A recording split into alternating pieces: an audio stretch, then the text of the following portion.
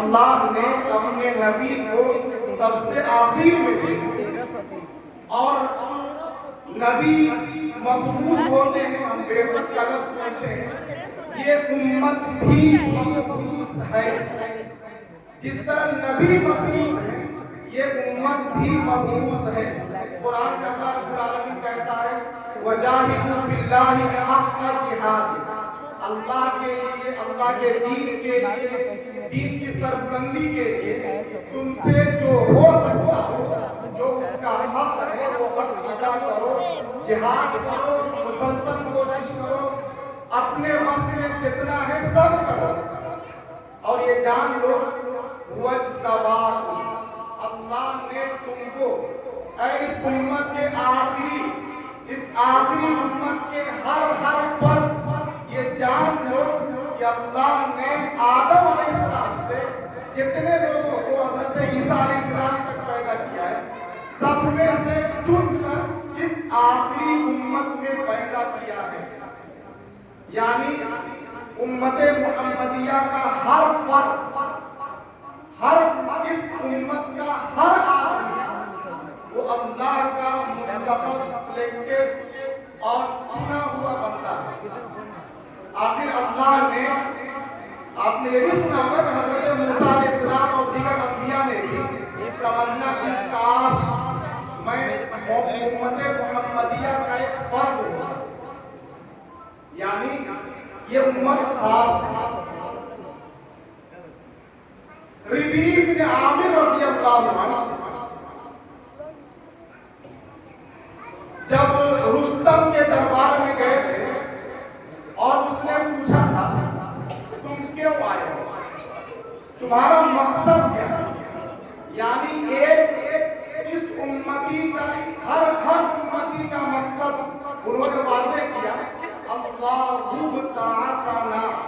اللہ نے ہمیں بھیجا ہے۔ اللہ سبھی کو بھیجتا ہے،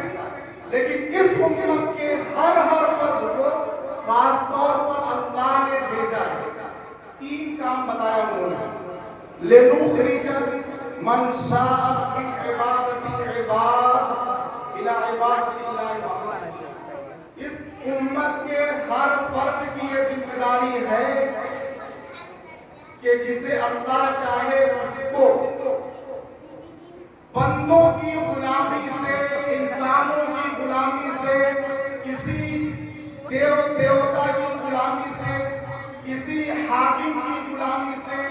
کسی راجہ اور بادشاہ کی غلامی سے نکال کر ایک اللہ کی طرف لائے، یعنی دعوت اس امت کے ہر فرد کا مشن ہے۔ آپ نے یہ بھی سنا ہوگا تبلیغی جماعت میں بیان کیا جاتا ہے کہ یہ نبیوں کا سلسلہ ختم ہو گیا، وہ دعوت کی ذمہ داری اس امت کے ہر فرد کی ہے۔ یہی مقصد حضرت ابن عامر رضی اللہ عنہ نے کہا لِنُخْرِجَ مَنْ شَاءَ مِنْ عِبَادَتِ الْعِبَادِ، بندوں کی غلامی سے اللہ کی غلامی کی طرف لانا ہے۔ علامہ اقبال نے اسی کو ایک شعر میں کہا، وہ ایک سجدہ جسے تو گرا سمجھتا ہے، ہزار سجدوں سے دیتا ہے آدمی کو نجات۔ یعنی اگر ایک اللہ کو مان کر تم نے سجدہ کر لیا، پھر ہر کر شنکر نہیں ہوگا، ہر پیڑ پیپل فلا پیڑ کے سامنے سجدہ نہیں ہوگا، ہر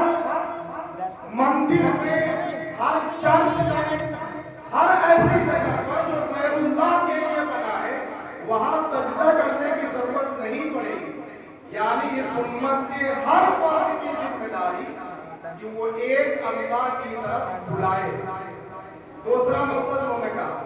وَمِنْ زِيِّ الدُّنْيَا إِلَىٰ سَاعَتِهَا، دنیا کی تنگیوں سے، دنیا بڑی تنگ ہے، دنیا بہت پریشان کرتی ہے، دنیا سمیٹ کر رکھنا چاہتی ہے، دنیا الجھنوں میں شکار کرنا چاہتی ہے۔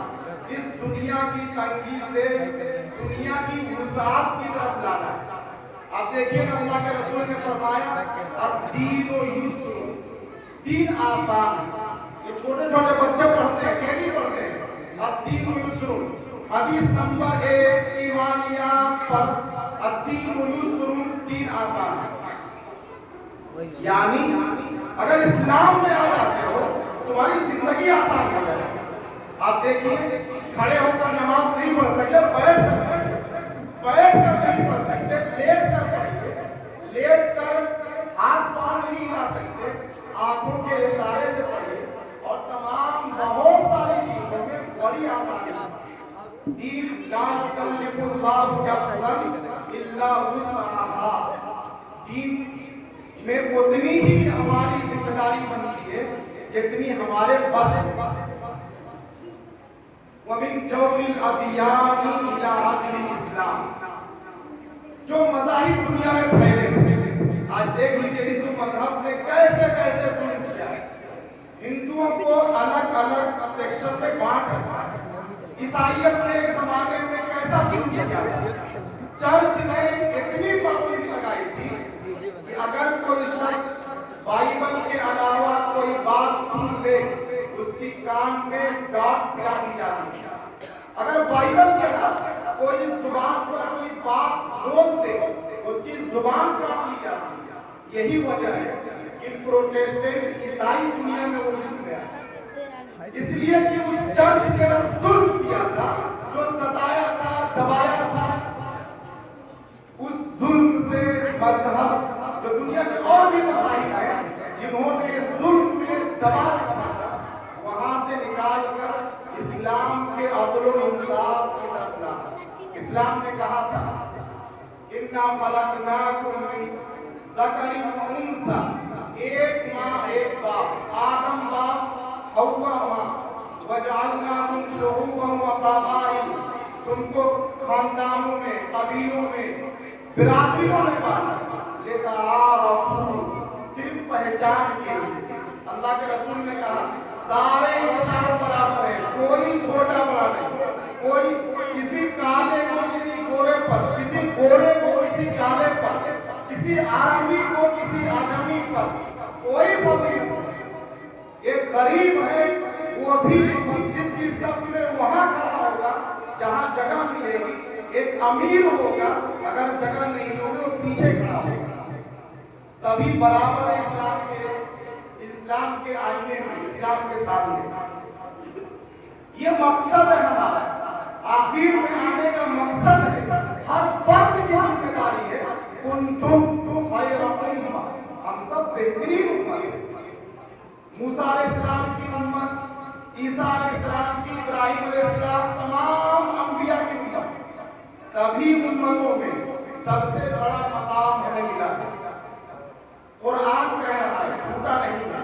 سب سے بہترین امت ہے آخر بہترین ہونے کی وجہ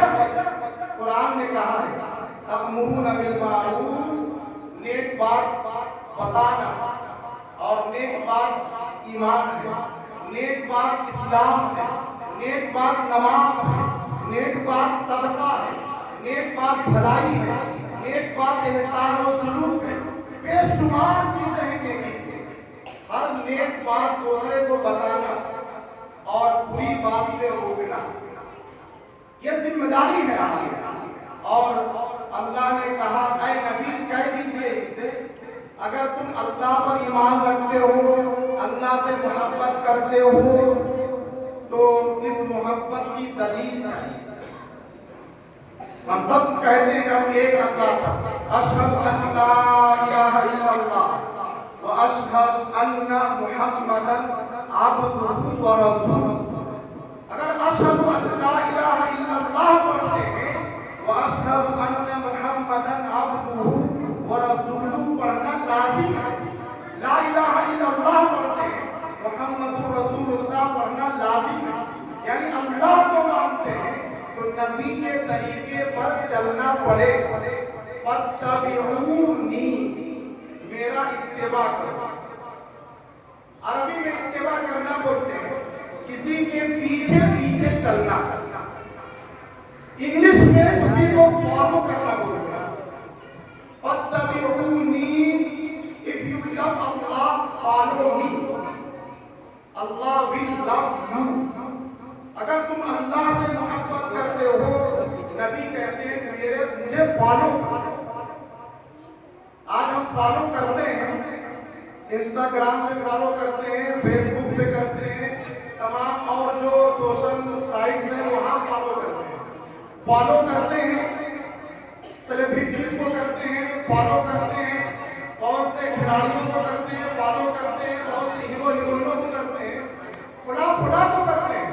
اگر نہیں کرتے تو نبی کو نہیں کرتے، صحابہ کو نہیں کرتے، تابعین کو نہیں کرتے۔ اس ملک میں جن اولیاء اللہ نے دین کو پھیلایا اس کو فالو نہیں کرتے، صرف ایک بٹن دبا کے فالو کرتے ہیں۔